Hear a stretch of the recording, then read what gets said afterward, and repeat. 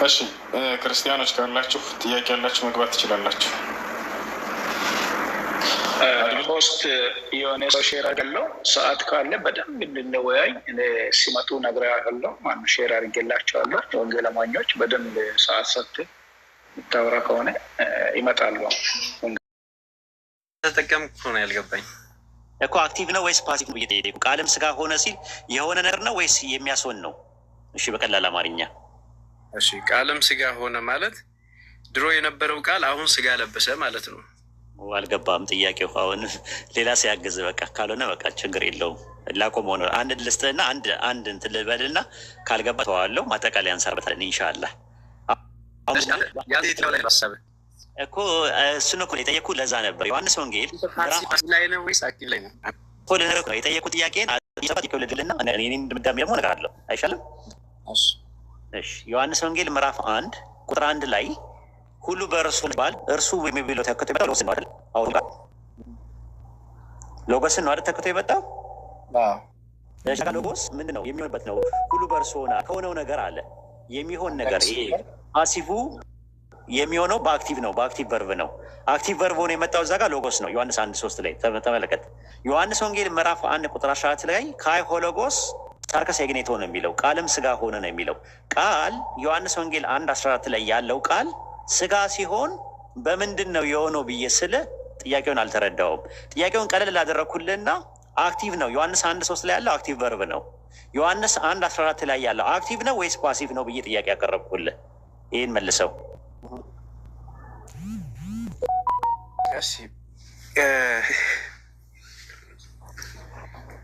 ይሰማል? ይሰማል። እኔ ለማውራት የፈለግኩትን ሀሳብ ላውራና ቅድም በተወራው ላይ የኔን አሁን አክቲቭ እና ፓሲቭ መጨረሻ ላይ ላጠቃል። ግን አንድ ይሄ ቃል ምን ማለት እንደሆነ ብቻ ላውራና ከዛ በኋላ ወይስ ፓሲቭ ነው ነበር የጠየቁ። ያልጠየቅኩን ማካወራ እንደፈለጉ ማለት ነው። አባሮች ጨዋታ ነው የሚሆነው። እንደዛ እንዳይሆን ይሄ ሄኖክዬ ይሄ የምታውቀው ከሆነ አላውቀውም ወይም በለኝና እኔ ማብራሪያ ልስጠው። አክቲቭ ነው ወይስ ፓሲቭ ነው የሚለውን ነገር አላውቀውም ነው የሚባለው ሄኖክዬ። ማውቀውን ነገር ሁላ አይወራም እኮ። እኔ ማውቀውን ሁላ ካወራው አንደኛ አዳማጭ ነው፣ ኦዲየንስን ማሰልቸት ነው። ሁለተኛ ደግሞ ለአንተም ደግሞ የሆነ ነገር ይዛ አትሄድም። እኔም ደግሞ ምን ተወያየው ሲብዬ ታይሜን ዌስት እንዳላረኩ እንዲሰማኝ አንድ ነጥብ ላይ ነው ማድረግ ያለብን። ዮሐንስ ወንጌል ምዕራፍ 1 ቁጥር 14 ላይ ቃልም ስጋ ሆነ ስለሚል የሆነው ቃል ፓሲቭ ቨርብ ነው የመጣው። ለምን ሆነ ስለሚል የሆነው ማን ነው? ቃል ነው የሆነው። ዮሐንስ ወንጌል 1:3 ላይ ግን የሚያስሆን ቃል ነው ያለው። የሚያስሆን ቃልና የሚሆን ቃል ይለያያል። አክቲቭ እና ፓሲቭ ማለት ወይም በአማርኛ በቀላሉ ገቢር ግስና ተገብሮት ግስ ይባላሉ ማለት ነው። ስለዚህ ዮሐንስ ወንጌል ምዕራፍ 1 ቁጥር 14 ላይ ቃልም ስጋ ሆነ ሲል በምንድን ነው የሆነው ካልከኝ ዮሐንስ ወንጌል 1:3 ላይ ሁሉ ነገር የሚሆነው በቃል ነው ተብሏል። ስለዚህ አክቲቭ የሆነው ቃልና ፓሲቭ የሆነው ቃል ልዩነት የላቸውም? አላቸው ማለት ነው። ስለዚህ አክቲቭ የሆነው ቃል ፓሲቭ የሆነው ሲደረግ ድንግል ማርያም ማህፀን ውስጥ ዮሐንስ ወንጌል ምዕራፍ 5 ቁጥር 26 ላይ አብ በራሱ ህይወት እንዳለው ለወልድም በራሱ እንዲኖረው ህይወትን ሰጥቶታልና። ለማነው ህይወትን የሰጠው? ማነው ህይወትን የሰጠው? ለማነው የሰጠው ህይወትን? እሱ አሁን አንዷን ጥቅስ ብቻ ሳይሆን ሙሉ የቃሉ የፈለገውን ሙሉ ብታነብልኝ ደስ ይለኛል። ወይን ነኝ አይታይህም እንዴ? ወይን ነኝ ይባላለሁ።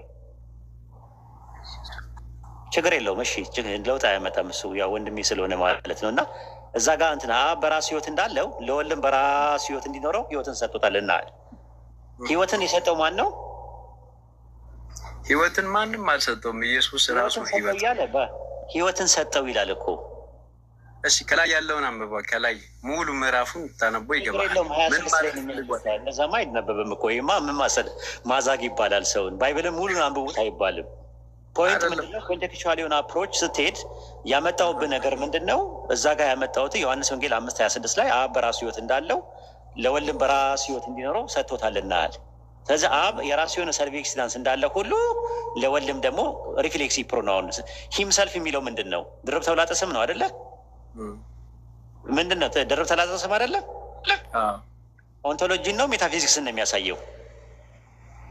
ኦንቶሎጂ ሜታፊዚክስን አያሳይም። ሂምሰልፍ ኦንቶሎጂ ነው። ኦንቶሎጂን ነው የሚያሳየው ሂምሰልፍ ሪፍሌክሲቭ ፕሮናውን ልክ እንደዛ ነው፣ ግን ሜታፊዚክስ ነው። ስለዚህ ኢየሱስ ሜታፊዚካልም ኦንቶሎጂካልም ወይም ደግሞ በምንነትም በማንነትም ህይወት የተሰጠው አካል ነው አይደል? አይ በቃ ማጠቃለያ ያሰራበት የሆነ ተደነጋገርክብኝ። እንደዛ ነው። አልተደነጋገርኩም። እየሰማሁ ብለህ 3 ደቂቃ ስጡትና ማጠቃለያ ያስራበትና እኔም ማጠቃለያ ልስራበትና ለሌሎቹ እድል እንስጥ። ኢንሻላህ 3 ደቂቃ ውሰድና አውራ በነበረን ቆይታ። እሺ ያው እኔ ሚዩት አድርጌ አዳምጣለሁ።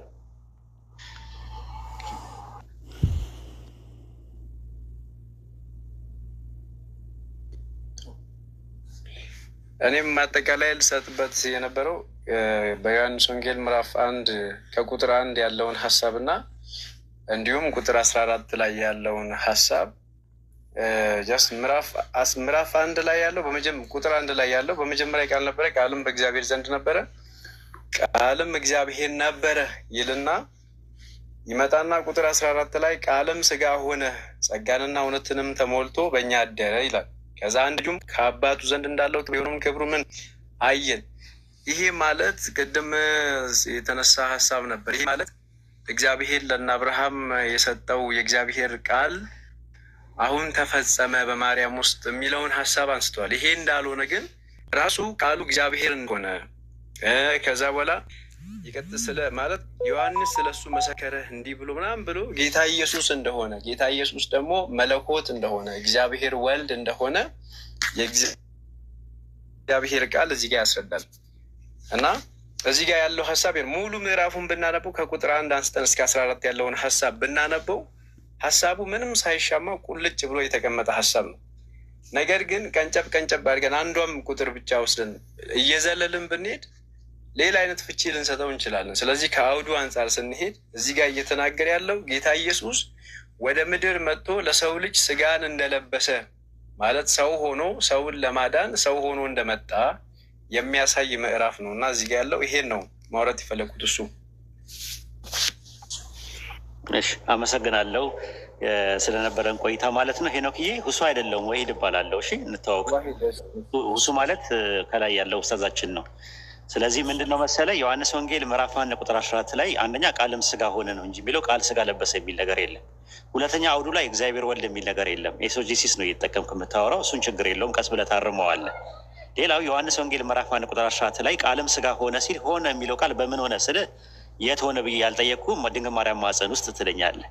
እኔ እየጠየቅኩ ያለሁት የት ሆነ ሳይሆን አንተ ስታወራ አልገባውም ነበረ። ላውራ ትንሽ በደቂቃ ላውራ 3 ደቂቃ ነው የተሰጠኝ። በተሰጠኝ 3 ደቂቃ ደግሞ እኔም ደግሞ ላውራ እና ከዛ በኋላ ተመራርቀን ግንባር ለግንባር ተሳስመን እንለያያለን ማለት ነው። ኢንሻላህ 2 ደቂቃ ይቀረኛል፣ ግን በኋላ እቀጥላለሁ። እሺ አይ ካጨረስክ ይኸው ልስጥህ ደቂቃውን። እኔ አንድ ደቂቃ ተኩል አውርተሃል ጨርሻለሁ ስላልክ ነው። ይኸው ሚት አድርጌ ላዳምጥህ። ጨርስ ቀጥልና እኔ እቀጥላለሁ። ከዛ በኋላ ጨርስ። አይ ጨርስ። የቀረህን 2 ደቂቃ ይኸው 2 ደቂቃ ይሰጠዋል። እንካ እኔ ሚት አድርጋለሁ። እሺ አሁን ቅድም ስታነሳ እንደነበረ ሆነ የሚለው አረፍተ ነገር በዘፍጥረት ላይ ሄደን ሀሳብ ከዛ በኋላ እግዚአብሔር ሰማይና ምድርን ይሁን ሲል ብርሃን ይሁን ሲል ብርሃን ሆነ ማለት ይሄ ፍጥረታቸውን እግዚአብሔር መፈጠራቸውን የሚያሳይ ነው። ደስም ማለት በተመሳሳይ መልኩ ይሄ ቃል እዚህ ጋም ቃልም ስጋ ሆነ የሚለው ቃል ኢየሱስ ስጋ የለበሰው ተፈጠረ የሚለውን ጋር ሀሳብ ነበር ስታነሳ የነበረው። ግን እንደዛ እንዳልሆነ ደግሞ ከላይ ያለው ሀሳብ ያነሳል። ኢየሱስ ፈጣሪ እንጂ ተፈጣሪ አይደለም። ስለዚህ አሁን ወደ ስላሴ ነው እየሄድን ያለው ታውቃለህ፣ ስላሴ ነው እና ስለዚህ በመጀመሪያ ቃል ነበረ፣ ቃልም በእግዚአብሔር ዘንድ ነበረ፣ ቃልም እግዚአብሔር ነበረ። ራሱ እግዚአብሔር ነበረ ዓለማትን የፈጠረው። ያ እግዚአብሔር የነበረው ያ መለኮት የነበረው ቃል ቁጥር 14 ላይ ስጋን ማለት ጸጋን ስጋ ሆነ። ያ ቃል ወደ ምድር መጣ፣ በድንግል ማርያም ውስጥ አደረ። ስለዚህ ሰው ሆነ ማለት ነው። ስለዚህ ከዛ ጸጋንና እውነትንም ተሞልቶ በእኛ አደረ። ጸጋን ተሞልቶ እውነትንም ተሞልቶ በእኛ አደረ። ጌታ ኢየሱስ ምን አለ? እኔ እውነት ነኝ፣ እኔ መንገድ ነኝ አለ። ስለዚህ ጸጋ ማለት እዚህ ጋር እግዚአብሔር በነፃ ለሰው ልጅ የሰጠው ሰውን የሚያድን የሰው ልጅ ማለት የድነት መንገድ ማለት ነው። በቸሮታ አንድ ቃል እንጨምርልህ። አልበቃህም? አንዴ ቃሽ አንዴ ቃን ጨምርልህ። ከዛ በኋላ ጸጋንና እውነትንም ተሞልቶ በእኛ አደረ። ከዛ አንድ ልጁም ከአባቱ ዘንድ እንዳለው ክብር የሆነውን ክብሩን ምን አለን? አየን። ለዚህ ይላል። ከዛ እሱም ደግሞ ይሄ ቃል ከድሮ እነ ነቢያት እነ ኢሳያስ የመሰከሩለት በመጽሐፍ ቅዱስ በጣም የተወራለት ኢቨን እንኳን ጌታ ኢየሱስ ሲናገር አብርሃም ቀኔን ላይ ናፍቆ ነበረ። ኢየሱስን ሲጠይቁት እኔ ከአብርሃም በፊት ነበርኩኝ ሲል ገና እንዴት እንደዚህ ይላል? ገና በእድሜ ወደ 30 ዓመት ቢጠጋ ነው እና ይህን ያክል ያልሆነ ሰውዬ እንዴት አብርሃም ሳይኖር በፊት ነበርኩ ትላለህ ብለው ሲጠይቁት አብርሃም እንኳን ቀኔን ናፍቆ ነበረ እኔን ለማየት አለ። ስለዚህ ጌታ ኢየሱስ ዘላለማዊ አምላክ መሆኑን ለሰው ልጅ ስጋ ለብሶ መምጣቱን የእግዚአብሔር ቃል ነቢያት የተናገሩለት ሕግ በሙሴ ነቢያት ስለሱ የተነበዩለት የናዝሬቱ ኢየሱስን አገኘ ነው እያለ ነበር እና የሚናገረው እንትና እዚሁ ላይ ማለት ነው። ስለዚህ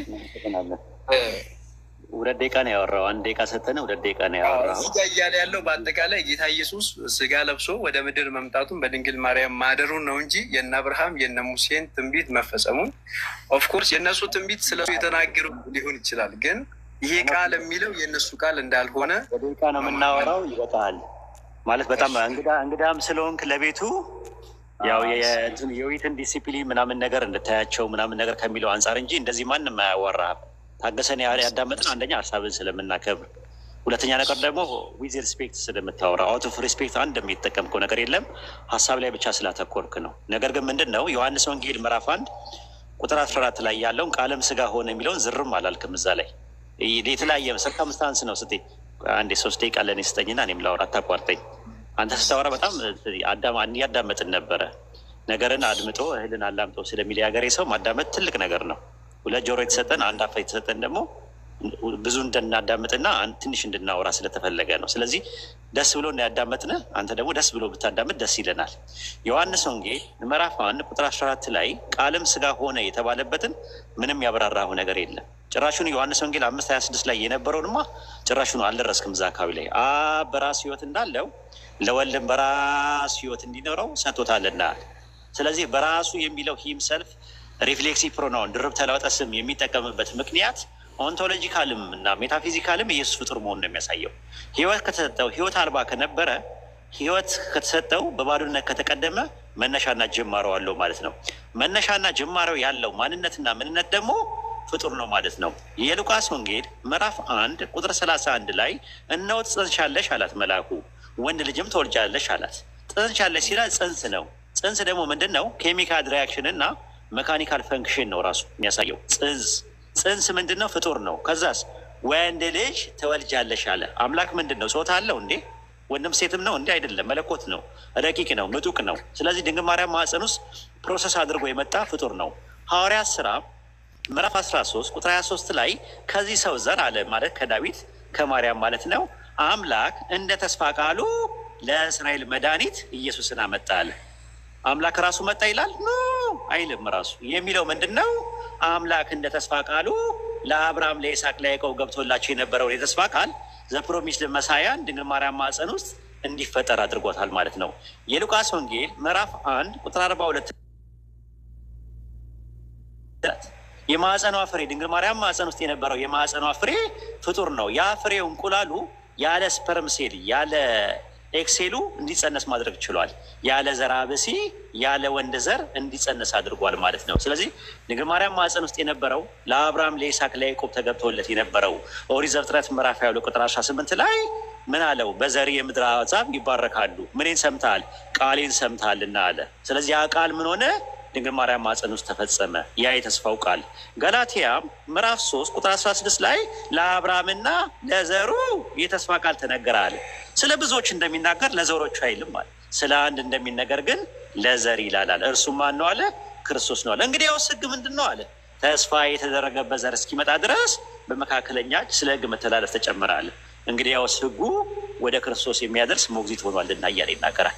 ስለዚህ ለአብርሃም ለይስሐቅ ለያዕቆብ ተገብቶላቸው የነበረ ዘፕሮሚስድ መሳያን አምላክ ራሱ እንደሚያመጣ ተናገረ እንጂ አምላክ ራሱ መጥቶ ስጋ ለበሰ የሚል ባይብል ላይ ከኦሪት ዘፍጥረት እስከ ራዕየ ዮሐንስ ድረስ የለም። አንድ ጥቅስ አላመጣም። የምታወራቸው የነበራቸው በአጠቃላይ ነገር ፋንታሲ ነበሩ፣ ምናባዊ ናቸው፣ ነባራዊ አልነበሩም። ጥቅስ መጥቀስ አልቻልክም ራሱ። ስለዚህ እናመሰግናለን። ሌላ ቀን አጥንተን እንደምትመጣ ተስፋ አለን። ጥሩ ጊዜ ነበረን። ኡስታዝ የምታጠቃለው ነገር አለ? ኡስታዝ እሱ አለ?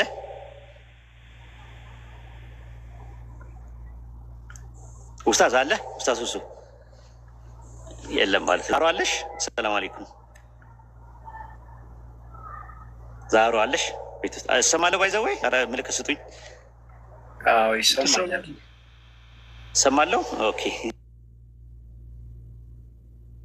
እሺ በቃ እኔ ለወጣ ነው። ቤቱን ተረከብተ ዛር አለሽ?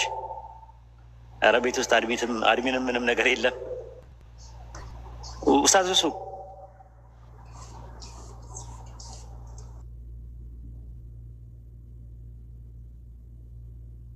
ሰላም አለይኩም። ወአለይኩም አሰላም ወራህመቱላሂ ወበረካቱ። በኢድ ሰላም ነው። አድሚን የለም የሚገባ አድሚን። ኡስታዝ አለ? ጉድ ፈላ። እሰማለሁ ግን በነገራችን ላይ ሚውክ እሰማለሁ።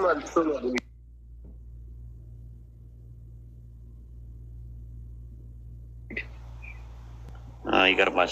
አድሚን የለውም፣ አጋጣሚ የሉም ማለት ነው። እንግዲህ ዛህራ አለሽ? ደውሉላት እስቲ አንድ አድሚን ኮንትሮል ቢያደርገው። እኔ ለወጣ ስለሆነ ነው ማለት ነው። ሄኖክዬ አትጥፋ እሺ፣ ፎሎ አድርገኝ አለ ወስ እንላለን። ውይይታችንን ጨርሰናል፣ ግን አትጥፋ እንትን አድርገኝ፣ ፎሎ አድርገኝና ኢንሻላህ እንማማራለን ሌላ ጊዜ። አዎ በደንብ እናወራለን እግዚአብሔር ካለ። ግን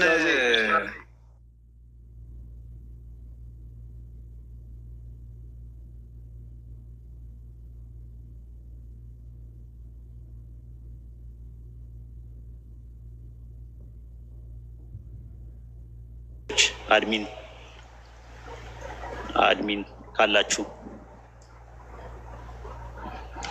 መስሚዞ ይላል። አላውቀውም የትኛው መስሚዞ እንደሆነ አላውቅም። ኤኒዌይ እንዴት ላድርግ እስቲ? እንትን ላይ ፌስቡክ ላይ ናለኝ እኔ ጋር። እሺ ቴሌግራም ላይ ግን አለው። ቴሌግራም ግሩፕ ላይ ጻፍና እሺ፣ ከዛ በኋላ እዛ እንትን ይሰጠዋል አድራሻ። ይኸው አብዱ አለ። ማን ያስገባ? አብዱ እዛ ጋ ሀዊ አለችልህ። ሀዊ ትታያለች እዛ ጋ። ፎሎ አድርጋት።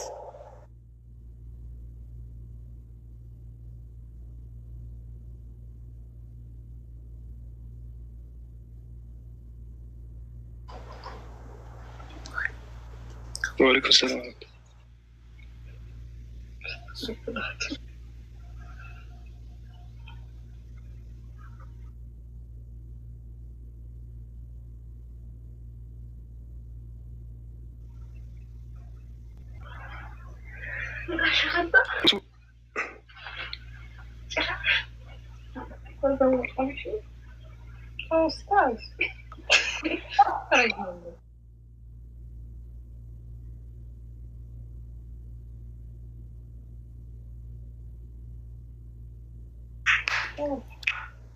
Wow.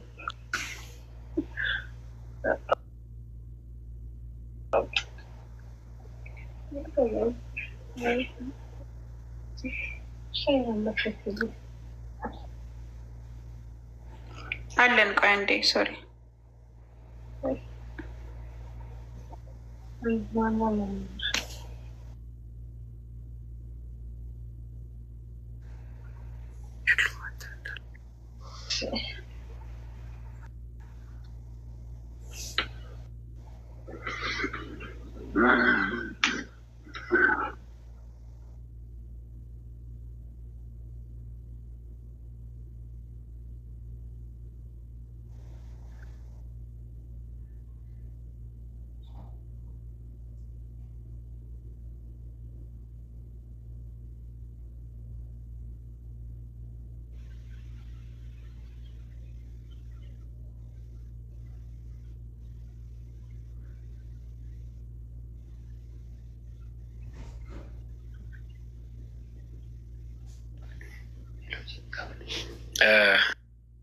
ዛሬ ሄሎ ዛሬ ዛህራ ይሰማል? ዚክራ ማለት ይቅርታ። ሄሎ ይሰማል።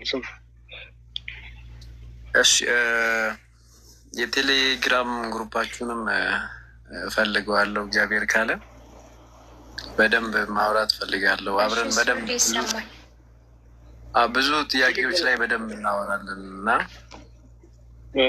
የቴሌግራም ሊንካችሁንም ብትልኩልን ደስ ይለናል። ፎሎ መልስልኝ፣ እልክልሃለሁ በውስጥ አብሽር። እሺ ችግር የለውም። እሺ ሰላም አለይኩም አላችሁ እንዴ? ዋሌኩም ሰላም አለ። እሺ ዛህራ የለሽም?